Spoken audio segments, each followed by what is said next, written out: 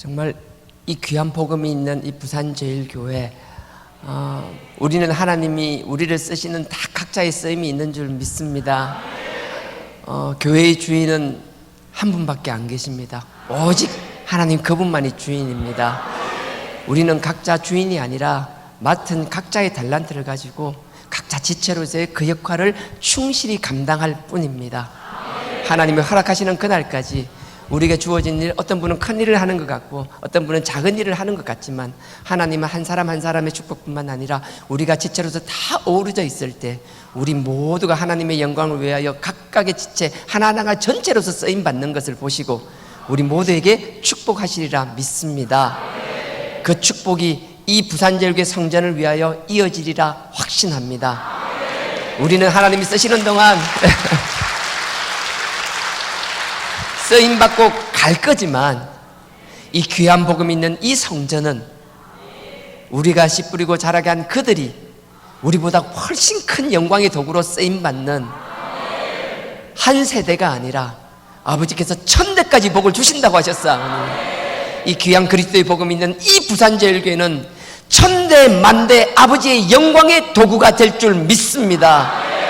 지금 제가 부족해서 여러 가지 오해가 있어서 각자 이렇게 상황이 이렇게 되었지만 그럼에도 불구하고 하나님 사랑하는 마음, 이 복음 귀하게 여기는 마음, 이 복음을 주신 박무순 목사님, 노정순 목사님을 사랑하는 마음은 다 동일하다고 저는 확신합니다. 잠깐의 문제, 아버지께서 더 큰 영광을 위한 도구로 쓰시는 과정인 줄 믿습니다. 그러니 미워하지 않았으면 좋겠습니다. 제가 여기 다시 이게 예전에 한번 제가 확인을 해봤었는데 예전에는 이거 만들 때 그 박무순 목사님하고 저하고 엄청 많이 다퉜었거든요. 문구 하나하나 가지고도 다투고 이게 어떻게 만들어졌는지는 다 아시죠? 처음에 미국에 계신 목사님이 선교사로 활동하시던 분이 한국에 오실 때마다 사무실에 와서 복사를 해달라고 했어요. 뭘 복사해드릴까요? 물어보면 항상 이게 죄목적. 처음에는 그때는 마음에서 나오는 것, 몸에서 나온다기보다는 육체의 일은 현저한입니다. 갈라디아 무슨 말인가 하면 육체에서 나온다니까 육체 그 자체가 그 죄목록과 다를 게 없다라는 거예요. 육체의 일은 현저한 우리가 그대로라는 거예요. 어멘 들은 거 호set, 우상숭배, 술수, 원수 맺는 것, 분쟁, 시기, 분냄, 당 짓는 것, 불리한 것, 이단과 투기야, 술 취한 것, 방탕한 것, 이런 것들이 뭐 하나 나눌 수 있는 게 아니라 우리 육체 자체가 그렇다라는 거예요. 그래서 이제 그런 것들을 쭉 해서 어떻게 했는가 복사를 해달라고 했어요. 왜요? 그러니까 그분이 전도할 때 쓰신다고. 그래서 그때는 A4 용지나 A4보다 작은 거 B5 용지인가 그걸 사무실에 해달라면 막 해줬어요. 처음에는 10장 20장 해줬거든요. 그러면 그걸 해서 막 나누더라고요. 나중에 본인이 좀 두꺼운 A4 용지를 가지고 좀 용지가 좋은 걸 가져왔어요. 그러고 나서 이게 자꾸 살이 붙기 시작한 거예요. 그러다가 너무 좋으니까 우리도 하자라고 이렇게 한 거죠. 근데 재밌는 건 그 이야기를 하려고 하는 게 아니고요. 예전에는 보면 하나님은 요거 있잖아요. 그 보면 하나님은 우리에게 영원한 천국뿐 아니라 세상의 모든 것을 주시기 원합니다. 너무나 당연한 거예요. 하나님 우리가 천국만 주시기 원하는 게 아니라 세상 모든 것을 우리로 해서 여호와 일에 준비해 놓으신 거예요. 우리는 받아 누릴 자격이 있어요. 당연히 받아 누려야 될 줄 믿습니다. 그럼에도 복을 받지 못하는 것은 나의 죄와 조상의 허물 때문입니다. 느헤미야, 이사야, 예레미야 이렇게 적어놨죠. 그 다음에 죄와 허물을 가지고는 구원도 병고침도 축복도 기대할 수 없습니다. 우리의 죄와 허물은 그리스도의 보혈로 회개할 때만 용서받을 수 있습니다. 회개는 성경에 근거를 둔 말씀 그대로의 회개이어야만 합니다. 이것이 4단계 회개입니다. 4단계 회개는 말씀 그대로입니다. 우리가 보는 건 4단계 회개 작지만 이 4단계 회개는 말씀 모두가 우리의 죄의 깨달음의 근본이 되어야 될 줄 믿습니다. 그러니 하나님의 말씀 우리 가운데서 끊임없이 살아 역사하셔야만 되는 거거든요. 그리고 또 하나 제가 이제 하고 싶은 말은 그 다음에 지금은 왜 이렇게 됐는지 모르겠는데 지금은 4단계 회개 기도란이라는 이렇게 자리가 1단계, 2단계, 3단계, 4단계 중간에 끼어 있거든요. 예전엔 기억나세요? 요걸 하고 나서 1단계 하기 전에 먼저 남용서 그렇게 딱 써 있었어요. 기억나세요? 근데 그게 갑자기 사라졌어. 너무 내가 놀라가지고 도대체 누가 이거 이렇게 변개시켰냐고 물어보니까 변개시킨 사람이 아무도 없어요. 근데 결론은 이렇게 프린트돼서 지금 다 돌아다니고 있어요. 참 신기하죠. 결과는 이렇게 돼 있는데 한 사람은 없대요. 그래서 지금은 맨 밑에 조그맣게 적어놨더라고요. 4단계 회계 밑에다가 넣어놨는데 그게 아닙니다. 항상 얘기했을 때 기억나세요? 우리 감전동에 있을 때 성경이 있으면요, 성경 앞에 보면은 예전에는 빨간색 같은 거 십자가 같은 거 있어, 회개 겸손 순종 탁. 그러다가 언젠가 목사님이 양 이야기하기 시작하니까 초록색 스티커, 양이 중간에 비만 걸린 양이 있잖아요. 양인지 돼지인지 구분 안 되는 그 양이 한 마리 중간에 들어가 있고, 뽀글뽀글, 그죠? 예, 파마한 양이 하나 들어가 있고, 위에 회개 겸손 순종 이렇게 들어가 있었잖아요. 4단계 회개는 우리가 중단할 수도 없는 것이며, 우리가 인정하지 않는다고 되지 않는 것도 아니며, 우리가 이 땅에서 살아 존재하는 한, 숨 쉬는 동안은 우리가 끊임없이 해야 될 당연한 우리의 과제이고 숙제입니다. 하지만 제가 지금 원하는 것은 이거예요. 우리 초창기에 감전동 탁 들어가면 기둥에 탁 회개 겸손 순종이라고 탁 붙어 있었거든요. 다시 한번 그 마음이 돌아갔으면 좋겠습니다. 누군가 크리넥스 팔아서 집 팔았다고 하듯이 다시 한번 하나님 앞에서 눈물의 회개가 회복되기를 원합니다. 예전보다 형식적이 된 기도가 좀 더 아버지 앞에 진지한 기도가 되었으면 좋겠습니다. 물론 열심히 기도하시는 분들 알고 있습니다. 하지만 어느덧 기도가 이제 막 사막화되어 버린 분들 있잖아요. 형식적인 기도로 머물러 있는 분이 있다라면 그 아버지의 그 사랑, 그 아들의 핏값, 그 그리스도의 보혈, 그 십자가를 생각하며 다시 한번 그 사랑에 감사하며 감격하며 정말 그 사랑에 겨워서 흘릴 수 있는 기쁨의 눈물들이 나올 수 있기를 원합니다. 그래서 마태복음 6장이었잖아요. 여기 빠져 있는 게. 예. 제가 다시 이걸 수정한다면 요 중간에 꼭 넣고 싶어요. 먼저 남용서. 예. 마태복음 6장입니다. 14절이죠.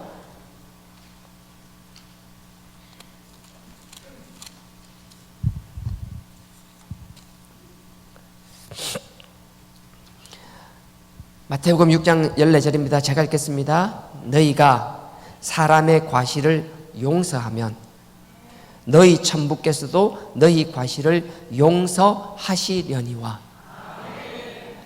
이유가 없다고 생각합니다. 그래서 4단계 회개가 저는 힘들다고 생각했어요. 4단계를 회개하기 전에 먼저 남용서를 하라고 그러는데 말은 쉬운데 계속 미운 인간은 미운 인간이니까. 그래서 우리가 하나님 앞에 4단계 회개하기 위해서 우리의 처절함은 반드시 있어야 됩니다. 쉬운 길 아닙니다. 이 복음을 접하는 사람은 수도 없이 많을 수 있지만 이 복음이 내 가슴 속에 내 뼈에 새겨지는 사람은 많지 않습니다. 그 말씀이 우리 가슴에 새겨졌다라면 이렇게 살기 위해 제가 다시 읽겠습니다. 너희가 사람의 과실을 용서하면 너희 천부께서도 너희 과실을 용서하려니와 너희가 사람의 과실을 용서하지 아니하면 너희 아버지께서도 너희 과실을 용서하지 아니하시리라. 제가 이 말씀을 계속 이번 주에 보면서 그런 생각이 들었어요. 용서라는 게 어디까지인가? 어디까지가 용서인가? 그래서 용서는 그 사람을 미워하지 않는 것. 우리가 자녀를 사랑할 때, 자녀를 징계할 때 있잖아요. 용서한다고 해서 다 용서하는 게 아니라 그 자녀의 행위에 대해서는 잘못해서는 용서하지만 그 죄값이라 그러죠. 한 행위에 대해서 분명히 벌하고 고칠 것에 대해서는 징계를 하잖아요. 징계를 하는 것과 용서는 같은 거예요. 그러니까 용서한다고 징계가 없어지는 것이 아니라 그 일을 바로잡기 위해서 책망하고 권면하는 것은 당연히 하는 것이고, 그럼에도 불구하고 그 사람을 미워하지 않는 것. 마음으로는 미워하면서 아닌 척하는 게 아니라 정말 마음속에서부터 그 사람을 미워하지 않고 이걸 넘어서서 그 사람을 위하여 축복할 수 있는 삶. 내가 하는 게 아니고 오직 하나님이 힘주셔야 가능할 것이며, 하나님의 그 성령의 능력을 도움을 힘입기 위하여 우리가 그리스도의 보혈로 끊임없이 우리부터 씻고 닦아야 될 줄 믿습니다. 이런 삶이 우리의 신앙 가운데 기저에 그냥 깔려 있으면 좋겠어요. 뭔가 말로 언급하고 하지 않고가 아니라 우리의 삶, 우리의 가치관이 항상 우선순위가 그렇게 되기를 주님의 이름으로 축원드립니다. 다시 본문 들어가겠습니다.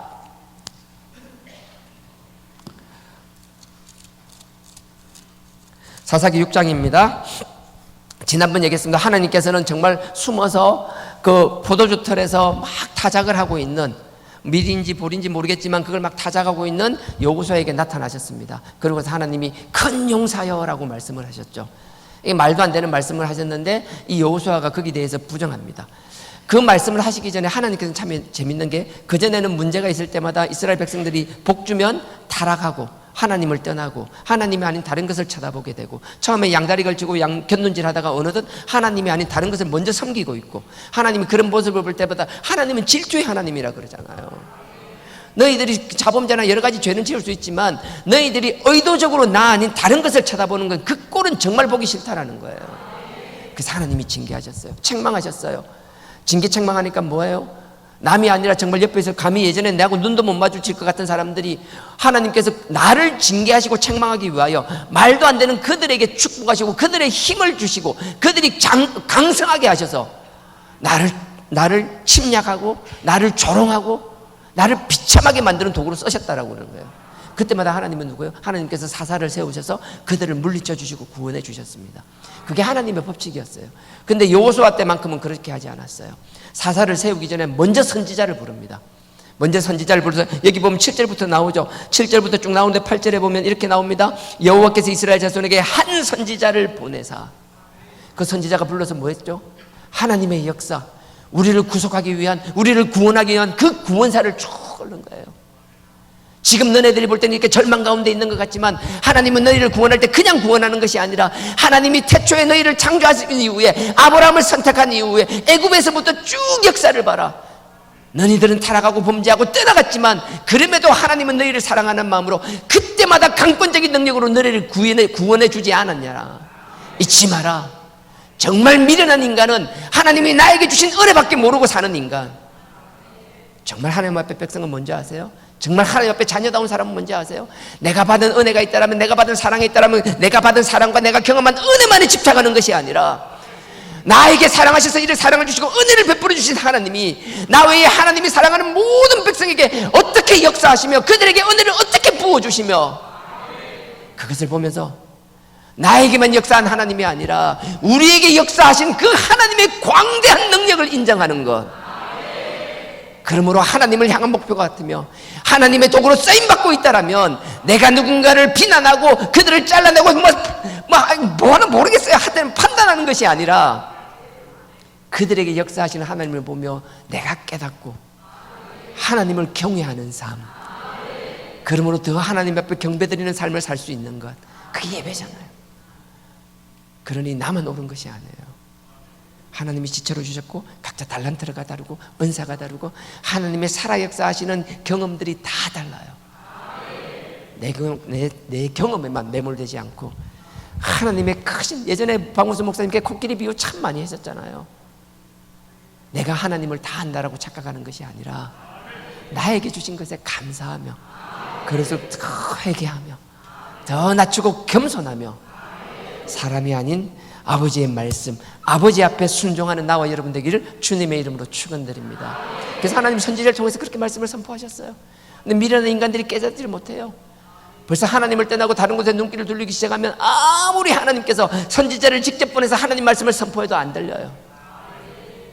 그러니 우리가 자꾸 하나님 아닌 다른 것을 쳐다보면요, 하나님의 말씀을 봐도 말씀이 말씀으로 안 보이는 거예요. 하나님의 구원사, 하나님의 구속사를 이야기해줘도 세상 역사와 하나님의 역사를 구분하지 못해요. 하나님께서 우리 그리스도의 보혈로 우리 마음을 열어주시면 아버지께서 이 말씀을 통하여 우리에게 주신 음성을 다 받아 누릴 줄 믿습니다. 그렇게 마음이 열리기를 원합니다. 여러분 가슴에 있는 굳은 살을 다 벗겨버리기를 원합니다. 그래서 하나님은 한 선지자를 통해서 이스라엘 백성에게 선포했어요. 미련한 여호수아는 뭔 소리 하는지 하나도 몰랐어요. 그 말씀을 듣고 나서 하나님께 불평하는 도구로 씁니다. 예전에는 그렇게 능력이 크셨다면서요. 옛날에 다 구원하셨다면서요. 근데 지금 우리 꼬라지 한번 보십시오. 뭐 하냐고. 참 놀랍지 않아요? 하나님이 쓰실 거라고 약정된 여호수아 사사임에도 불구하고, 하나님의 말씀이 선포되는데도 불구하고, 하나님이 함께 하시며 하나님 앞에 온전히 쓰임받기 전에는 그들도 뭐예요? 말씀이 하나님을 향한 원망의 도구, 그 이상도 그 이하도 안 되는 거예요. 나는 여러분이 이 말씀을 조금 안다고 해서 하나님 앞에 원망하며 하나님 앞에 대적하는 것이 아니라, 정말 여호수아 부를 때 그래요. 내가 너와 함께 하겠다. 내가 너와 함께 하겠다. 하나님을 경험하며 하나님이 함께 하시는 그 경험을 힘입어서 이 말씀을 가지고, 이 말씀의 이 그리스도의 이 십자가의 보혈, 이 4단계 회개 복음을 가지고 공중 권세 자본들이 다스리는 이 세상을 나가서 박살내버릴 수 있는 하나님의 전사들로 거듭나길 주님의 이름으로 축원드립니다. 그러니 성령의 역사를 부정하지 마십시오. 하나님은 살아계시며 그 아들도 살아계셨으며 그분이 우리에게 주신 성령 또한 살아 역사하시며 이 자리에서 우리를 운행하실 줄 믿습니다. 그 성령의 역사를 사모하십시오. 성령의 역사로 병 고치면 간증들이 끊임없이 나오기를 원합니다. 우리의 문제가 해결되는 축복들이 일어나기를 원합니다. 하나님께서는 창세기 10장에 아브라함을 부르셨어요. 49장에 보면 유다 지파를 통하여 그 권능의 얼과 다스리는 지팡이를 주신다고 하셨어요. 그리고 나서 그 유다 지파에서 예수 그리스도를 보내주셨어요. 하나님께서는 그 예수 그리스도의 모든 권능과 축복의 권세를 주셨습니다. 그리고 나서 우리를 자녀 삼아 주셨어요. 우리는 혈통적으로는 유다 지파가 아니지만 그리스도 안에서 유다 지파가 되었습니다. 그러니 하나님께서 예수 그리스도에게 주신 모든 축복이 우리의 것인 줄 믿습니다. 우리가 그 예수 그리스도 안에서 우리를 위하여 예비된 그 축복을 받아 누리며 증거하며 하나님의 영광을 위하여 쓸 수 있는 나와 여러분 되길 주님의 이름으로 축원드립니다. 받아 누리세요. 누가 주는 것이 아니에요. 제로섬 게임이 아니에요. 내가 가져가니까 남이 못 가져가는 것이 아니에요. 내가 얼마큼 가져가더라도 하나님은 다른 사람을 위하여 또 우리가 상상하지 못할 만큼 준비하고 계신다는 사실. 그런 문제 있을 때마다 내어놓으시라고요. 어려울 때마다 내가 해결해야 될 문제가 있을 때마다 주변 사람 멱살 잡고 하소연하는 것이 아니라 아버지께 해결해달라고 매달리기를 원합니다. 아버지께서 씻어주시면 씻으면 다 해결해 주실 줄 믿습니다. 이게 옆으로 세는데요, 오늘 본문 잠깐 들어갈게요. 오늘 본문 여기 펴놓고 있죠. 보세요. 여기 보면 단을 쌓아라 그래요. 24절 보십시오. 24절로 제가 뛰어넘겠습니다. 24절, 6장 24절입니다. 기드온이 여호와를 위하여 거기에 단을 쌓고 이름을 여호와 샬롬이라 하였더라. 하나님의 천사를 사자를 만나고 나서 딱 단을 쌓는 거예요. 단은 뭐예요? 하나님과의 우리 관계에서 죄를 해결하는 거예요. 죄를 씻으라는 거예요. 죄를 씻으면 하나님은 뭐예요? 여호와 샬롬. 하나님께서 우리에게 평안을 주신다는 거예요. 평강을 주신다는 거예요. 우리가 문제 가운데 있는 게 아니라 저주의 사슬 가운데 있는 것이 아니라 사단마귀 권세 잡은 자의 그 아래 복종하고 사는 것이 아니라 거기서 자유케 된다라는 것이에요. 그러니 그 아들의 자녀가 된다라면, 그 십자가의 벌 그리스도의 벌로 우리 죄를 씻어낸다라면 이때 우리가 단 앞에서 제사 드리는 것과 뭐가 다르냐라는 거예요. 그러면 아버지께서 우리를 위하여 예비된 것을 반드시 주실 줄 믿습니다. 에베소서 2장 요거 하나 끼워 놓으시고요. 에베소서 2장 여호와 샬롬 화평을 주신다 그랬어요. 그는 화평이신지라 둘을 하나로 만들고 중간에 가로막힌 담을 허문다고 말씀하셨습니다. 에베소서 2장입니다. 에베소서 2장 14절입니다. 신약 312페이지입니다. 신약 312페이지입니다. 에베소서 2장 14절 제가 읽겠습니다. 그는 우리의 화평이신지라. 여호와 샬롬, 화평이라는 거예요. 하나님도 화평이고 여기 그는 누군지 좀 이따 보겠습니다. 그는 우리의 화평이신지라 둘로 하나를 만드사. 하나님의 화평, 그 아들 예수 그리스도의 화평을 주시면 둘이 아니라 둘도 하나를 만든다는 거예요. 우리가 하나님 앞에 하나님을 여호와의 사자를 만나고 여호와를 만나게 되면 단을 쌓아라 그랬거든요. 그 만났으면 우리가 하나님의 존재를 인정하게 되면 회개하라는 거예요. 그 그리스도의 보혈로 십자가의 피로 우리를 그 죄를 씻고 나면요, 나누어지는 것이 아니라 하나 되게 되는 거예요. 그는 화평이라 둘을 하나로 만들고, 그 다음 보십시오. 뭐라고 되어 있는지요? 만드사 중간에 막힌 담을 허시고. 담이 있어도 담을 허물어 버리고 하나 되게 한다는 거예요. 누구를 탓할 거 없습니다. 우리부터 그 하나님, 그 하나님의 귀한 예수 그리스도를 믿는다라면 우리부터가 화평케 하는 도구로 쓰임 받아야 될 줄 믿습니다. 하나가 둘이 되고 둘이 셋이 되는 것이 아니라 둘도 하나 되게 하는 것. 우리의 기도 제목은 뭐죠? 하나님, 둘도 하나 되게 하시는 하나님의 그 평강과 화평이 이곳에 넘쳐나게 하여 주옵소서. 담도 허물어 버리시는 그 하나님의 능력이 이곳에 임재하사 보이지 않는 장벽을 부수어 주시옵소서. 그 장벽을 박살내버리고 하나 되게 하여 주시옵소서. 보십시오. 그 다음에 그 11절부터 보겠습니다. 14절 그 위에 11절요. 하나님께서 우리에게 그 사명을 주셨는데 우리가 잘나서 불렀나요? 아니요. 하나님이 우리 부를 때 우리가 잘나서 4단계 복음, 이 그리스도의 귀한 복음을 듣게 되었나요? 아니요. 하나님 보시기에 우린 정말 쓰레기보다 못한 존재였습니다. 그럼에도 하나님께서 우리에게 이 복음을 접할 기회를 주셨습니다. 수많은 인간들은 그 복음을 접하고 나서 마치 길가에 떨어진 것처럼 전방 조화가 금방 확 했다가 언제 사라진, 가시덩굴에 떨어진 게 언제 피다가 사라지고. 하지만 하나님께서 예비하신 이 화평의 도구로 쓰고자 하는 우리에게는요, 뿌리 내리게 하시고 자라게 하시고 열매 맺게 하셨습니다. 저는 그렇게 확신합니다. 우리의 그 열매를 어떻게 증명해요? 우리가 화목과 화평의 도구로 쓰임받는 것. 우리의 기도는 사랑하며 둘이 하나 되게 하는 것, 보이지 않는 사단의 그 권세의 장막을 깨뜨려 버리는 것, 그리스도의 사랑으로. 11절입니다.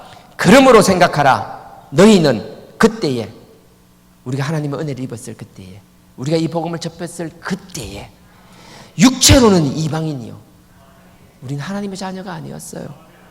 손으로는 육체에 행한 할례당이라 칭하는 자들에게 무할례당이라. 무슨 말인가 하면 자기들을 할례를 받아야만 하나님의 자녀라고 칭했어요. 근데 우리는 할례 받지도 못했어요. 혈통으로 우리가 뭐 외형적으로 드러나는 것 뭐 하나 하나님의 자녀라고 내밀 수 있는 게 없어요. 하나님 앞에 자랑할 만한 것이 하나도 없었다라는 거예요. 무할례당이라 칭함을 받는 자들이라. 12절입니다. 그때에, 우리는 아무 자격도 조건도 안 될 때, 그때에 너희는 그리스도 밖에 있었고, 혈통적으로 할례뿐만 아니라 아예 그리스도도 모르는 그리스도 밖에, 그리스도 밖에 있는 인간은 형상은 인간이지만 짐승과 다르지 않는, 살아 숨쉬는 동안 그들과 함께 육체적인 쾌락을 추구하고 먹고 싶은 걸 추구하고 식욕이 있고 모든 게 다 하고 살아가지만 결국은 하나님이 우리를 위해서 준비하신 영원한 저 천국, 새 예루살렘에 들어가지도 못하는 그런 자들 아니었나요? 그걸 이야기하는 거예요. 이때 이 12절에 그때에 너희는 그리스도 밖에 있었고 이스라엘 나라 밖의 사람이라. 하나님의 왕국 밖의 인간이라는 거예요. 약속의 언약들에 대하여 외인이요, 하나님의 구원의 역사와 이 구원의 약속은, 아브라함을 통하여 주신 그 약속은, 유다를 통하여 주신 그 약속은, 다윗을 통하여 주신 그 약속은 우리와는 아무 상관이 없는 상태였는데, 그럼에도 불구하고 세상에서는 외인이요, 세상에서는 소망도 없고, 우리가 가진 소망은 우리는 뭐 소망이고 목적이라고 열심히 살아가고 그 비전을 취하기 위해, 비전을 따라가기 위해 별짓을 다 하며 발버둥 치지만 결국은 영원한 불구덩이에 빠지고 마는 아무 의미 없는 목적, 아무 의미 없는 소망, 참 소망이 뭔지도 모르고 살아갈 때 그냥 내 욕심에 끌려서, 내 욕심이 우상이 되어서 끌려가는 그럴 때에 세상에는 소망이 없고 하나님도 없는 자이더니, 그러니 당연히 그러죠. 로마서 1장에 보면요, 우리 마음에 하나님이 세상에서 하나님을 알만한 것을 마음에 주셨다고 하셨는데 우린 그것조차 모르고 살아요. 마음속에 있는 것조차도 하나님께서 우리 마음속에서 영혼을 사모하는 마음을, 전도서 3장처럼 영혼을 사모하는 마음을 이미 심어 놓으셨어요. 그래서 우리는 본능적으로 하여 세상을 즐기고 쾌락에 쫓고 욕심에 쫓아가면서 세상에 악하다는 짓을 하면 그때는 즐거운 것 같지만 그 즐거움이 잠깐 지나고 나면 스스로에게 막 허무함이 몰려올 때 알아요. 아, 이러면 안 되는데, 이건 아닌 것 같은데. 왠지 아세요? 우린 다 아담의 후손들이에요. 아담과 하와의 범죄함으로 쫓겨났어요. 우린 쫓겨났는데 하나님께서 우리 조상이 아담과 하와가 범죄했을 때 하나님이 얼마나 진노하시고 징계하시고 책망하셨는지를 무의식 중에 우리 마음속에 있는 거예요, 그게. 그래서 우리도 모르게 자꾸 이러면 안 될 것 같은데, 자기도 모르게 막 허랑방탕하게 살아가다가도 어느덧 문득문득 아, 이렇게 살면 안 되는데, 그러면서 자기도 모르게 영혼을 사모하는 마음들이 생겨요. 하나님이 우리를 그렇게 만들어 놓으셨어요. 근데 우리는 하나님께서 부르실 때는 영혼의 사모하는 마음으로 지발로 찾아온 것도 아니라 영혼이 허랑방탕하고 있을 때, 그럼에도 불구하고 하나님이 우리에게 기회를 주신 그 감사함 보세요. 13절에 이제는 전에 멀리 있던 너희가 그리스도 예수 안에서 그리스도의 피로 가까워졌느니라. 그런 거니까 우리가 어디 안에서요?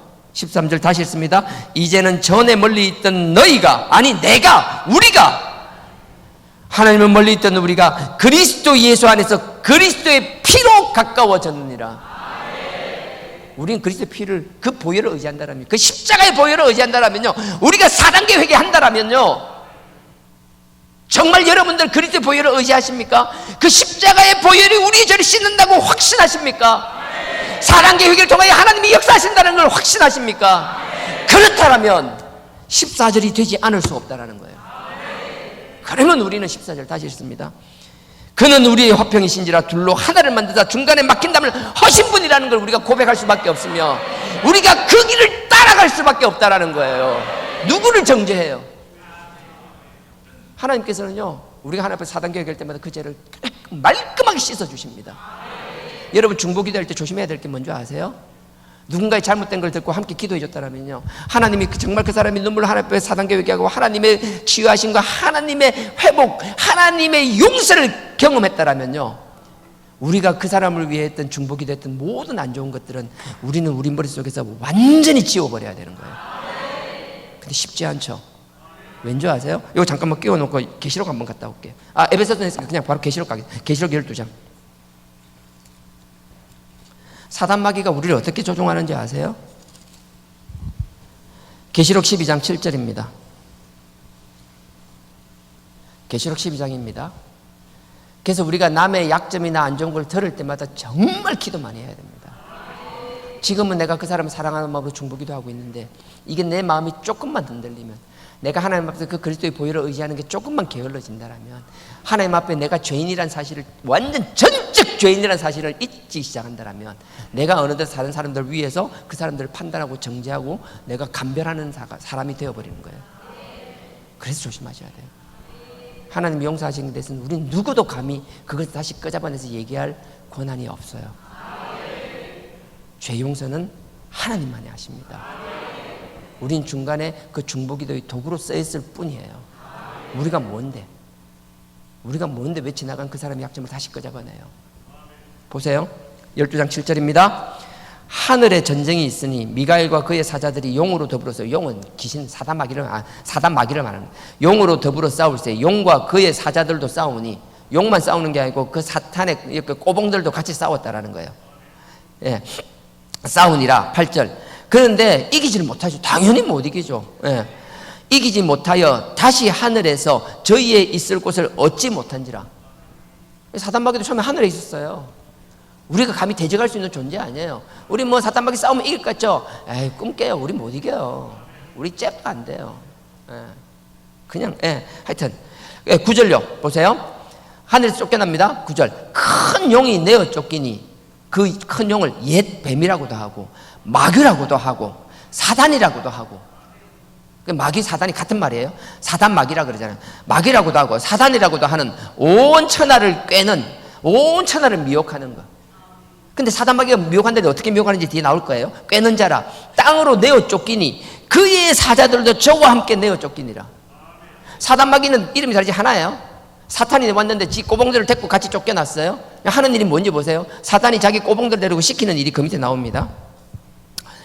10절. 내가 또 들으니 하늘에서 큰 음성이 있어 가로되 이제 우리 하나님의 구원과 능력과 나라와 또 그의 그리스도의 권세가 이루었으니 우리 형제들을 참소하던 자. 와서 한다는 일이 계속 참는. 남의 그거 한 거 약점 끄잡아 내가 여기 갖다 바르고 뭐 권면하고 사랑하고 그렇게 하는 것이 아니라 이를 키워서 그 사람의 상처 주고 더 힘들게 하기 위하여, 끊임없이 사람을 갈라지게 하기 위하여 둘을 하나를 만들고 막힌 담을 허무는 것이 아니라 사람 사이를 갈라놓으며 없는 담도 만들기 시작하며 사람을 갈라치기 시작하며 그렇게 하잖아요. 정말 그러면 안 되는 거예요. 자, 10절 어디까지 읽었죠? 이루었으니 우리 참소하던 자 곧 우리 하나님 앞에서 밤낮 참소하는 자가 쫓겨났고. 하늘에서 쫓겨난 이유를 적어놓은 거예요. 사단마귀가 한다는 짓이 맨날 이런 짓 하니까 하나님이 꼴배기가 싫어가지고 뭐 이런 자식들이 다 있냐면서 다 그냥 발로 막 쭉 차가 다 쫓아낸 거예요. 그냥. 그게 사단마귀예요. 11절 보십시오. 또 여러 형제가 그 어린 양의 피와 자기의 정가는 말이하여 저를 이기었으니, 그 참소하는 자를 이기기 위하여. 우리가 참소하는 도구로 쓰임받은 뭐예요? 사단마귀의 꼬봉 노릇하고 있는 거예요. 아닌 척하면서 거짓하고 있는 거예요. 속지 마세요. 내가 한다라고 의식조차 못하면서 그렇게 할 때가 있습니다. 그러니 내가 하나님 앞에 전적 죄인임을 인정하며 하나님 정말 들으면 내가 누군가 얘기하고 함부로 말할 자격도 없는 자입니다. 그리고 옛날에 그 중보기도 할 때 그 사람의 그 뭐 힘든 걸 다 알고 있었는데 아버지 하나님께서 그 사람을 하시고 문제를 해결해 주시고 다시 좀 믿습니다. 더 이상 내가 그 사람을 위해 중보기도 했던 것은 더 이상 내 머리에 존재하지 않게 해주고 내 마음에 남지도 않게 해주고 깨끗이 씻어 주시옵소서. 남의 잘못을 보고 판단하는 것이 아니라 하나님 앞에 나의 죄를 드러내어 놓고 하나님 앞에 거룩한 산제사로 드려지기 위하여 내 죄를 씻는 자가 되게 하여 주옵소서. 그게 하나님의 자녀답게 사는 거예요. 뭐 마음에 해가지고 갖다 이르고 뭐 마음 갖다 이르고 분쟁 나게 하고 뭐 하게 하고 남들 모르는 약점 온 동네방네 막 소문내고 막 목소리가 자고 뭐 어디 스피커 들고 와가 막 앵거리면서 이야기하고 그거요 사단마귀의 꼬봉이에요. 근데 그걸 12절에 11절에 뭐라고 해요? 또 여러 형제가 어린 양의 피와 자기의 증거하는 말이에요. 어린 양, 그 예수 그리스도의 피와 그 증거하는 말, 이 말씀을 통하여. 그러니 여러분들이 그 그리스도의 보혈을 의지하는 것, 여러분 그리스도의 십자가의 보혈로 우리 죄를 씻는 것을 게을리 한다라면, 하나님의 말씀을 게을리 한다라면, 내가 그렇게 하려고 작정하고 하는 것이 아니라 나도 모르게 사단마귀의 꼬봉이 되어 있는 거라고요. 그러니 두렵고 떨림으로 신앙생활 하셔야 되는 거예요. 내 입에서 뭔가 자꾸 얘기가 나오고 남에 대해 얘기가 나올 때마다 조심하셔야 되는 거예요. 그래서 그럴 수 있는 주먹을 주먹으로 갚는 것이 아니라 사랑으로 기도로 갚을 수 있는 여러분 되기를 주님의 이름으로 축원드립니다. 여러분 삶 속에서 그렇게 하라는 거예요. 여기서 그렇게 하라는 게 아니고 우리끼리 그러는 게 아니고 이게 오해할 수도 있으니까 여러분 삶의 자리에서 꼭 그렇게 승리하시기를 주님의 이름으로 축원드립니다. 다시 돌아가겠습니다. 사사기 6장입니다. 6장 24절 여호와 샬롬 단을 쌓으라 그랬죠? 단을 쌓습니다. 자, 그 다음에 보십시오. 25절 이날 밤에 여호와께서 기드온에게 이르시되 내 아비의 숫소 곧 7년 된 둘째 숫소를 취하고 내 아비에게 있는 바알의 단을 헐며 단 곁에 아세라상을 찍고. 하나님께서 뭐예요? 여호수아를 부르시기 전에 뭘 요구하세요? 이스라엘을 구원하기 전에 뭐예요? 하나님 외에 다른 것을 쳐다보는 것을 찍어 없애라는 거예요. 나는 우리 주변에 하나님을 바라보는데 방해되는 것 있으면 우리가 다 제거하기를 원합니다. 보세요. 그 다음에 26절 또 이 견고한 성 위에, 이 견고한 성 위에라니까 뭐 성벽에 올린다 그런 게 아니고 이 성이 아니라 그 성읍을 말하는 거예요. 무슨 말인가 하면 그 성읍에서 가장 높은 곳, 누구나 다 볼 수 있는 곳, 꼭대기에다 그 가장 높은 꼭대기를 얘기하는 거예요. 또 성읍에서 가장 높은 꼭대기에 내 하나님 여호와를 위하여 규례대로 한 단을 쌓고. 여러분 출애굽기 20장에 보면요 십계명 얘기가 나오잖아요. 출애굽기 20장 십계명 얘기가 나오는데 십계명 얘기가 끝나자마자 그 뒤에 쭉 다른 세부 사항들이 쭉 나옵니다. 세부 사항들이 나오고 27장에 보면 그 성막 만드는 이야기가 나옵니다. 성막을 어떻게 만드느냐가 나와요. 27장 1절 2절부터 시작할 때 보면 번제단을 만드는데 뿔을 만드는데 그냥 만들려고 연결된 뿔을 만들어라. 뿔은 여러분 그 영광, 광채라는 뜻이거든요. 구원의 능력, 힘이라는 뜻이거든요. 하여튼 제단 뿔을 만들어라 뭐 그렇게 나오다 29장에 보면 아론에게 성의를 입히고 뭐 그 하는 거 쭉 나오잖아요. 그런 일들이 쭉 나오기 전에 십계명 바로 뒤에 그러니까 한번 끼워놓고 잠깐 갔다 올게요. 시간이 좀 많이 지났는데 잠깐 다녀오겠습니다. 창세기 20장, 출애굽기 20장.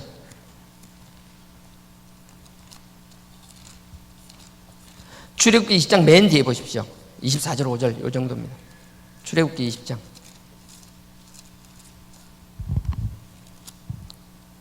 네, 24절, 25절. 하나님께서요, 뭘 하시는가? 십계명을 주시고 뒤에 세부 사항들을 쭉 설명하기 전에 하나님 그 중간에다 뭘 넣는가 하면요, 24절입니다. 너희가 토단을 쌓고 그 위에 너희 양과 소로 너희 번제와 화목제를 드리라. 내가 무릇 내 이름을 기념하는 곳에서 내게 강림하여 복을 주리라. 하나님께서 십계명을 주시고 뒤에 세부사항을 하기 전에 뭐예요? 단을 쌓아서 네 죄를 씻는 그 피로 죄를 씻으라는 거예요. 무엇보다 우선돼야 되는 것, 우리의 삶의 수단은 우리의 죄를 하나님 앞에 내어놓고 씻는 것. 예전에는 피로 씻었지만 이제는 뭐예요? 그 아들의 피값, 그 예수 그리스도, 그 그리스도의 피값, 십자가의 보혈로 씻으라는 거예요. 씻으면 그냥 끝나는 게 아니에요. 씻으면 내 이름을 기념하게 하는 곳에서 내게 강림하여 복을 주리라. 왜 자꾸 귀찮게 씻으라 그래요? 왜 자꾸 나의 죄과 허물을 계속 꺼내놓으라 그래요? 하나님 앞에 눈물 흘리고 회개기도 하고 그 보혈을 의지해서 씻는 게 너무 힘든데 왜 자꾸 하라는 거예요? 이유는 간단합니다. 복 받으라고.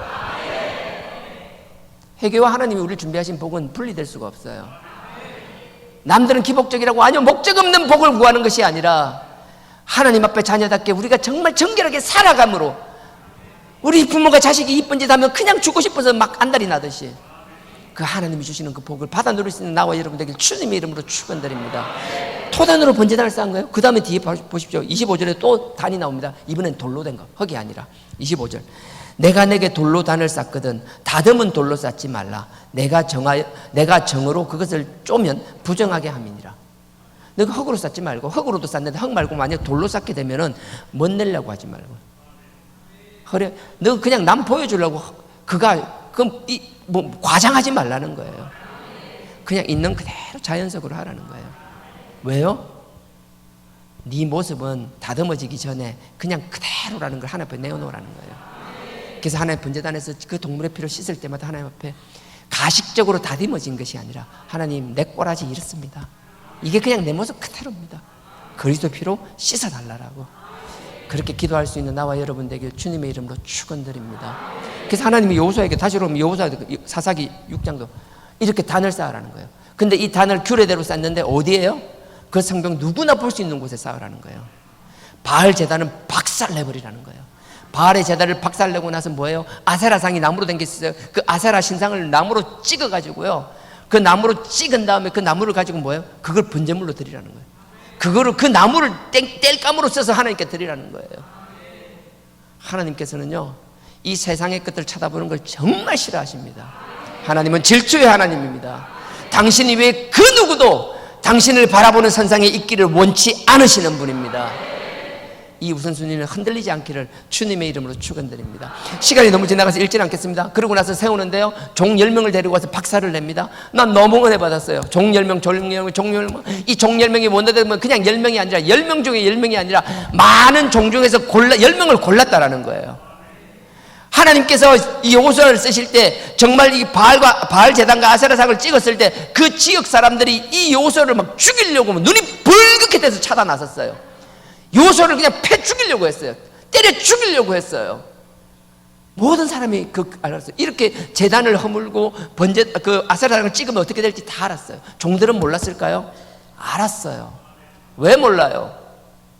알매도 불구하고 여호수아가 하나님을 향하여 결단했을 때 그 불이익을 감내하면서까지 그 일에 동참한 10명.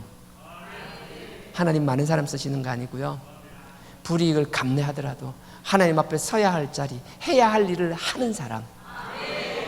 그래서 하나님은 많은 숫자를 원하지 않는다. 뒤에 보면 알잖아요. 3만 2천, 기도원이 나팔을 뿡 보니까 3만 2천 명이 모였어요. 8장에 보면 그때는 13만 5천 명이었어요. 3만 2천 명 모여야 13만 5천 명에 비하면 잽도 안 되잖아요. 근데도 하나님 뭐라 그래요? 이게 숫자 많다고 지자랑할 것 같다면서 돌려보내라는 거예요. 2만 명이 돌아갑니다. 그러니까 나중에 10,000명 남은 거 물 먹고 몇 명 남아요? 300명 남잖아요. 하나님은 많은 게 아니라 하나님 앞에 그 두려움과 불이익을 감내해서라도 해야 할 것과 서야 할 자리에 설 수 있는 그 용기를 가진 자를 쓰신다는 사실. 우리가 300용사와 같은 자들이 되기를 원합니다. 여호수아 옆에 있던 10명의 그들과 같은 자들이 되기를 원합니다. 사람 눈치 보는 것이 아니라, 사람을 두려워하는 것이 아니라 하나님 두려워하며 서야 될 자리, 해야 할 일을 묵묵히 해내는 나와 여러분 되기를 주님의 이름으로 축원드립니다. 아멘. 감사합니다.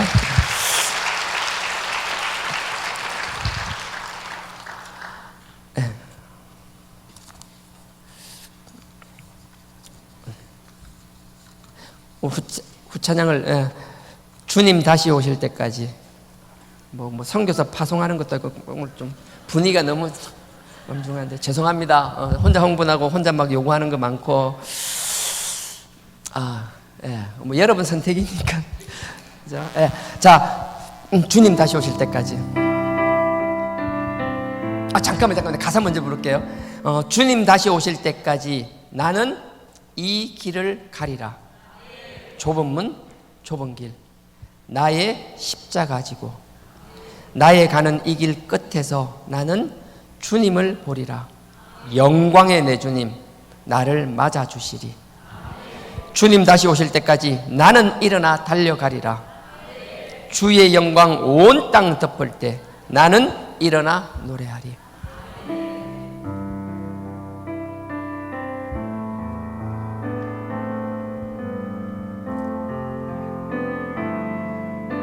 주님 다시 오실 때까지, 주님 다시 오실 때까지 나는 이 길을 가리라. 좁은 문, 좁은 길, 나의 십자가 지고, 나의 십자가 지고, 나의 가는 이 길 끝에서, 나의 가는 이 길 끝에서 나는 주님을 보리라. 주님을 보리라. 영광의 내 주님, 영광의 내 주님 나를 맞아 주시리. 나를 맞아 주시리. 주님 다시 오실 때까지, 주님 다시 오실 때까지 나는 일어나 달려가리라. 나는 일어나 달려가리라. 주의 영광 온 땅 덮을 때 나는 일어나 노래하리. 나는 일어나 내 사모하는 주님, 내 사모하는 주님 온 세상 구주시라. 온 세상 구주시라.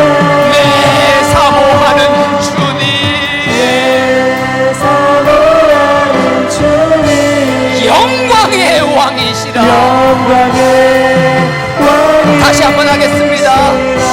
주님 다시 오실 때까지, 주님 다시 오실 때까지 나는 이 길을 이 길을 가리라. 좁은 문, 좁은 길,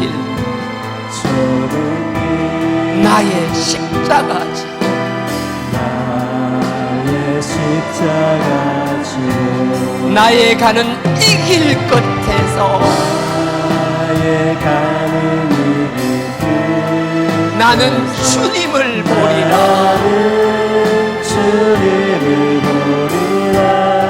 영광의 내 주님, 내 주님 나를 맞아주시. 나를 맞아주시. 주님 다시 오실 때까지 주님 다시 오실 때까지 나는 일어나 달려가리라. 나는 일어나 달려가리라. 주의 영광 온 땅 덮을 때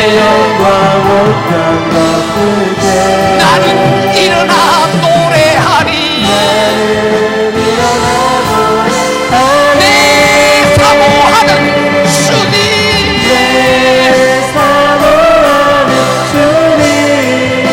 온 세상 구주시라. 내 사모하는 주님, 영광의 왕이시라. 내 사모하는 주님,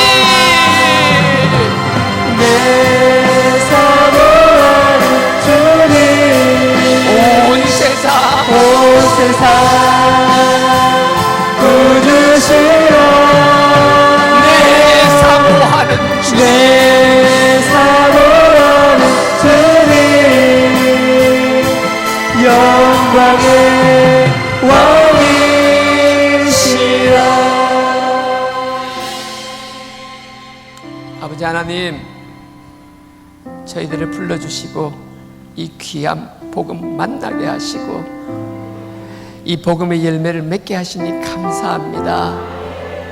이 열매를 가지고, 이 사단교회의 복음의 열매를 가지고 땅 끝으로 나갈 수 있는 저희들 되게 하여 주시옵소서. 세상의 화려함을 쫓는 것이 아니라 주님이 오시를 그날까지 이 길이 좁은 길일지라도 힘든 길일지라도 십자가 져야 하는 길일지라도 묵묵히 그 일을 감당케 하여 주시옵소서.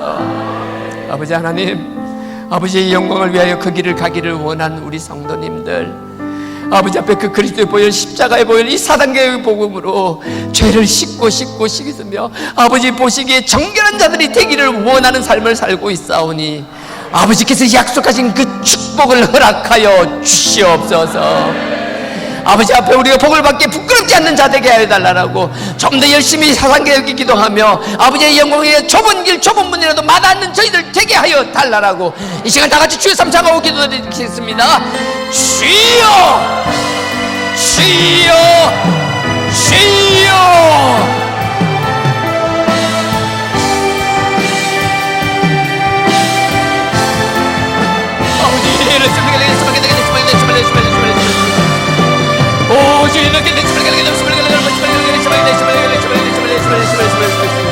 아버지 하나님, 아버지 우리 기도가 아버지 이렇게 됐으면 아버지 물론의 예배드리는 기도로만 끝나는 것이 아니라 아버지 앞에 온전히 상달될 수 있는 기도가 되게 하시고 아버지 열매 맺게 하시고 열매를 통하여 회개의 복음을 통하여 아버지 일정간을 감사하는 저희들 되게 하여 주시옵소서. 아버지 그리고 아버지 저를 실천하게 하여 주시옵소서. 아버지 루에 준비하신 그 예물 축복을 받아들이는 자 되게 하옵소서. 아버지 모두 받아들이게 하옵소서. 아버지 육신의 질병이 있는 사람 질병 깨끗게 하여 주옵소서. 아버지 그 피부도 손으로 안수하시사 깨끗게 치유하여 주시옵소서. 아버지 경제적인 문제를 들어서 아버지를 했으면 아버지 돕는 도움을 넘기자 아버지 그 문제를 해결하시고 아버지 새로운 끝을 보이게 하시고 새로운 길을 열어주셔서 아버지 아버지 경제적으로 문제적으로 아버지를 아버지 장애 문제, 아버지 사랑하게 관계 문제, 신뢰 문제 이런 게 있더라면 아버지 건강 문제마다 아버지가 주인이 되시오니 아버지가 저를 심각하게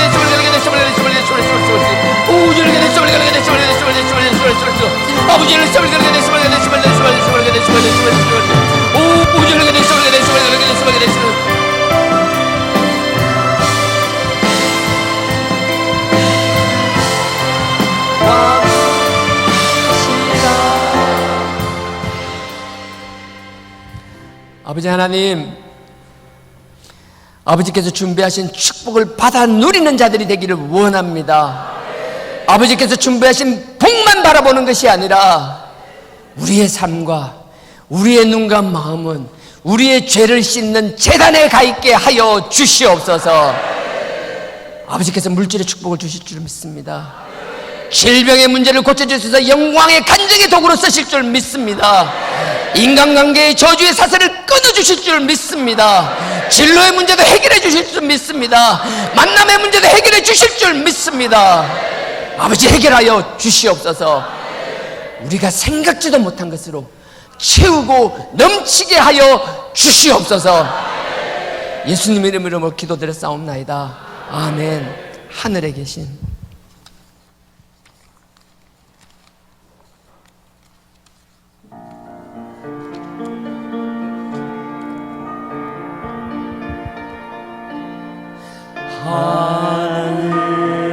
하늘에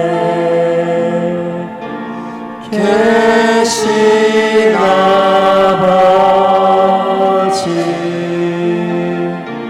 이름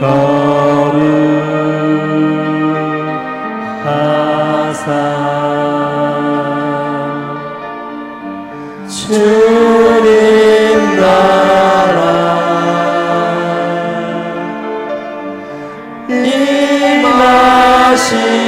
임하시고 뜻이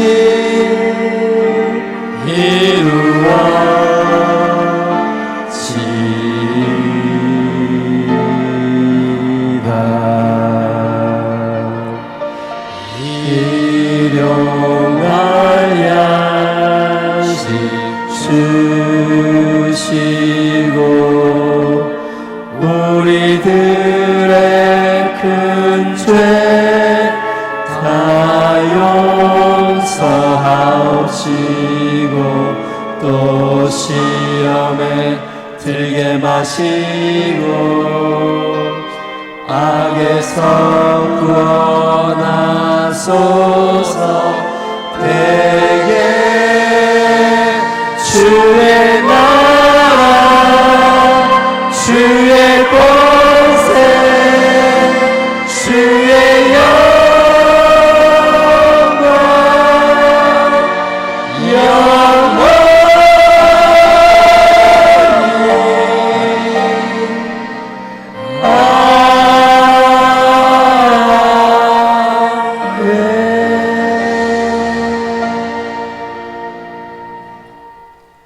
지금은 우리 주 예수 그리스도의 은혜와 하나님 아버지의 무한하신 사랑과 성령님의 감동, 감화, 교통, 깨닫게 하심이 하나님 앞에서 있어야 할 곳, 지켜야 할 것을 지키기 위하여 그 십자가 감당하는 모든 성도님들의 머리 위에 지금으로부터 영원토록 함께 하시기를 축원하옵나이다. 아멘.